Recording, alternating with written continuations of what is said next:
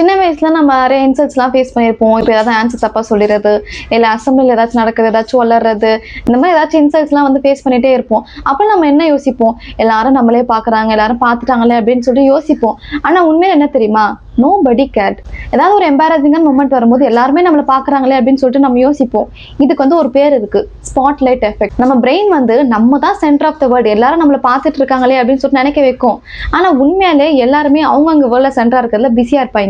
இந்த ஃபீலிங் வந்து ஸ்கூலோட இல்லை, நம்ம பெருசான அப்புறம் கூட ஆஃபீஸில் ப்ரெசன்டேஷன் பண்ணும்போது, இல்லை புதுசாக ட்ரெஸ் போடும்போது, இல்லை இன்ஸ்டாகிராமில் ரீல்ஸ் கிரியேட் பண்ணுறோம், வீடியோ போடுறோம், இல்லை வேறு ஏதாச்சும் நம்ம புதுசாக ட்ரை பண்ணும்போது எல்லாரும் நம்மளை ஜட்ஜ் பண்ணிடுவாங்களோ, எல்லாரும் நம்மளை பார்த்துட்டே இருக்காங்களோ அப்படின்னு சொல்லிட்டு நம்ம யோசிப்போம். ஆனால் எல்லாருமே அவங்கவுங்க லைஃப்பில் பிஸியாக இருப்பாங்க. நெக்ஸ்ட் டைம் ஒரு எம்பாரசிங்கான மொமெண்ட் வரும்போது அந்த ஸ்பாட் லைட் நீங்கள் ஃபீல் பண்ணுறீங்களா, எல்லாரும் நம்மளை வந்து பார்க்குறாங்க அப்படின்னு, அந்த ஸ்பாட் லைட் உங்களுக்கு மட்டும்தான் தெரியும், மற்றவங்க யாரும் அதை நோட்டீஸ் பண்ணவே மாட்டாங்க. அப்படியே பார்த்தாலும் அதை மறந்துடுவாங்க. அதனால உங்களுக்கு பிடிச்ச விஷயத்த நீங்கள் பண்ணணும்னு நினைக்கிறத எந்த ஒரு ஹெசிடேஷனும் இல்லாமல் ஹூ கேர்ஸ் அப்படின்னு சொல்லிட்டு பண்ணிட்டே இருங்க.